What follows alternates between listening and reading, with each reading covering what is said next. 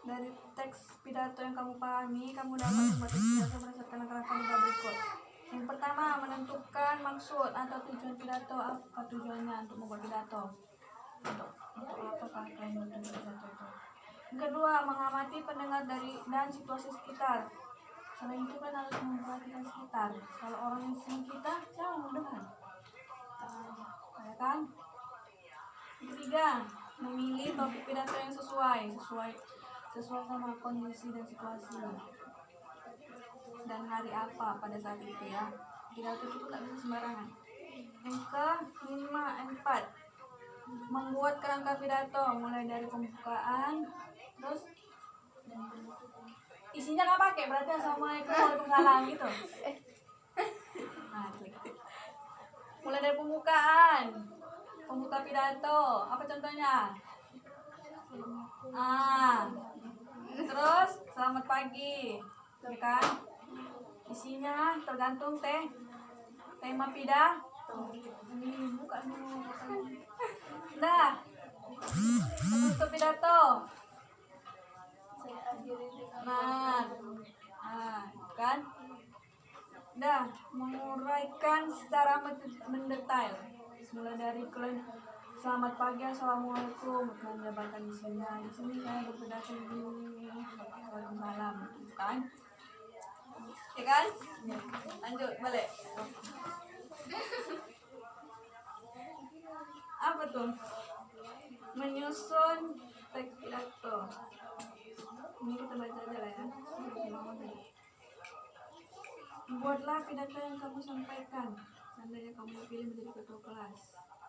Kedua, pidato kamu itu harus terdiri atas salam pembuka, yang tadi kita bilang tadi kan, salam pembuka, kalimat pembuka, isi pidato, kalimat penutup dan salam penutup. Kamu dapat membuat pidato sesuai dengan langkah-langkah yang sudah kamu pahami. Setelah itu, saling bertukar teks pidato milik teman. Perbaiki teks pidato yang telah disampaikan atau dibuat. Lanjut bawahnya. Ini pembelajaran 4 ya. Cepat kan pembelajaran 4.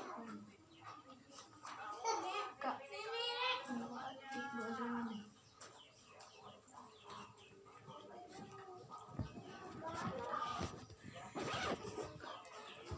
Goyang nggak itu? Goyang bu. Udah situ. Di sini bu ada soal selanjutnya. Ada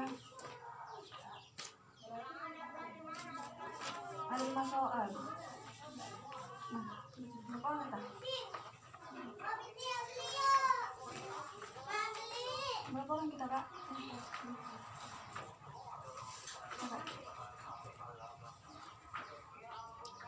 Itu apa judulnya? Kepala sekolahku membimbing idolaku. Kepala sekolahku idolaku. Baliknya. Baliknya, apa bacanya? Soalnya esai terdiri dari 5. Soal yang pertama, Mengapa kepala sekolah pada cerita di atas menjadi pemimpin idola? yang kedua, Apakah kepala sekolah pada cerita di atas sudah mengamalkan nilai-nilai kesatuan? Jelaskan.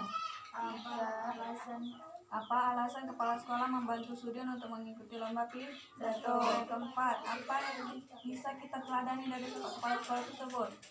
Kelima, bagaimana menurutmu hubungan kepala sekolah dengan bupati, kepala dinas, serta pejabat daerah lainnya? Sebelum menjawab pertanyaan itu, kalian baca dulu teksnya. Kita sama-sama baca ya, dari sama-sama paham. Kepala sekolahku pemimpin idolaku. Baca kak, bikin. Nanti lanjut lagi. Termenung Pak Weli memandang brosur di hadapannya. Lomba pidato anak bertema bersatu untuk maju.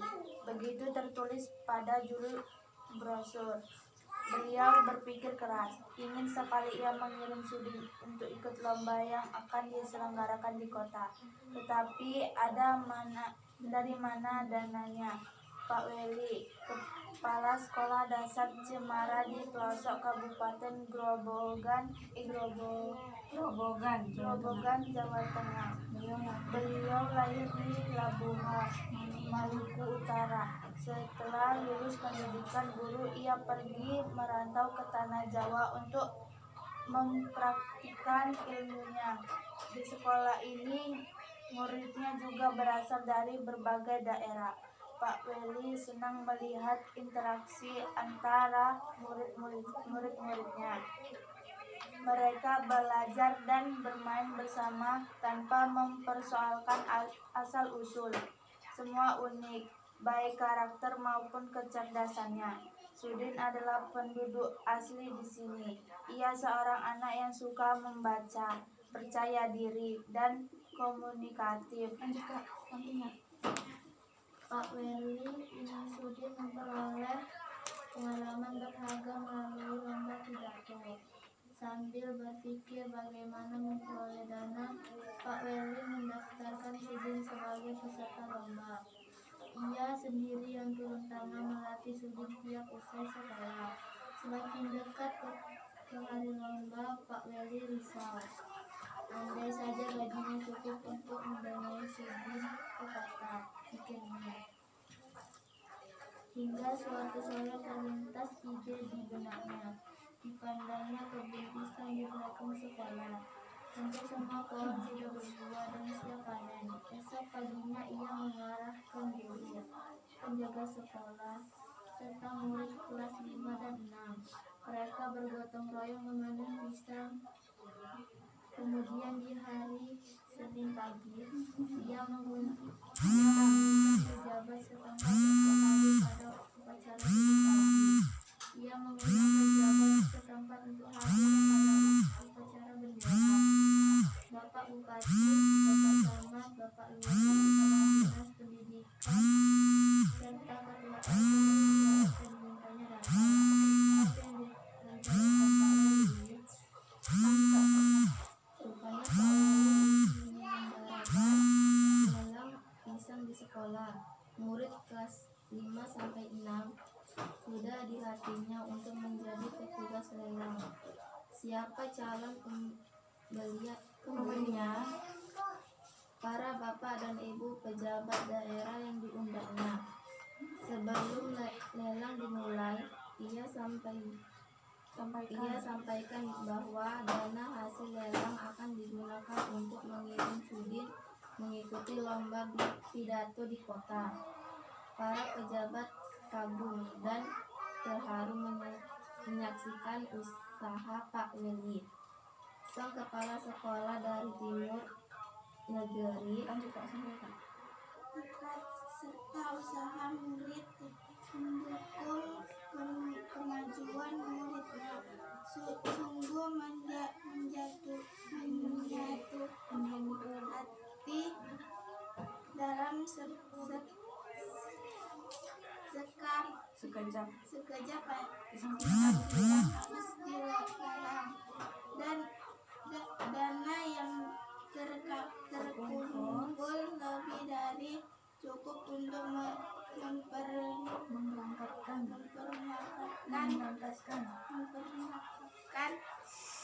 Sudin. Seakan semua bersatu padu membantu Pak Weli mewujudkan harapannya. Didampingi Pak Seto, guru kelasnya, Sudi pun berangkat ke kota. Tak terkira bangga dan syukurnya. Pertama lomba tak membuang kesempatan. Sudin berhasil mempersembahkan piala juara pertama lomba pidato untuk sekolahnya. Tak sia-sia usaha Pak Weli dan teman-teman sekolahnya. Terbukti benar Tekad. Tekad Pak Weli tak perlu ragu untuk maju.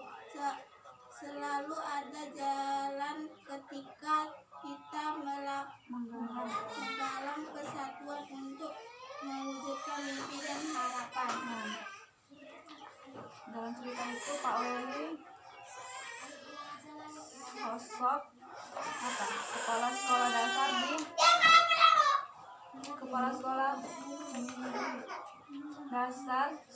dasar Cemara di pelosok Kabupaten Grobogan, Jawa Tengah.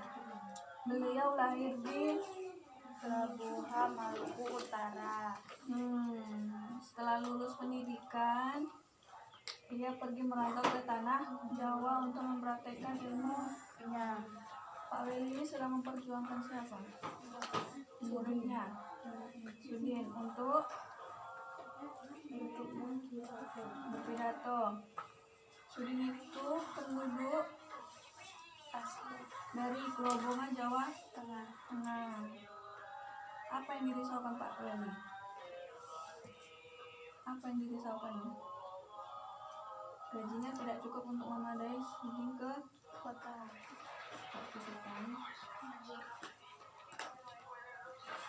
Terus murid kelas 5 dan 6 sudah dilatihnya untuk menjadi petugas dalam. Para bapak dan ibu pejabat daerah yang diundangnya sebelum dimulai, ia menyampaikan hasil dana untuk digunakan mengirim Sudin mengikuti lomba ke kota. Udah tahu kan isinya? Di situ tadi ada 5 soal dijawab. Waktunya cuma 20 menit. Tulis nama kalian sama kelasnya. Di sini ya? Iya, jawabnya di situ ya. Kalau nggak muat di sebaliknya jawabnya. Kalau nggak ngerti ditanya, jangan diam aja. Kayak kemarin orang itu diam aja. Nggak mau enak. Ya, apa? Masih dibaca lagi. Kalau nggak ngerti ditanya, jangan diam aja. Kok tak datang? Coba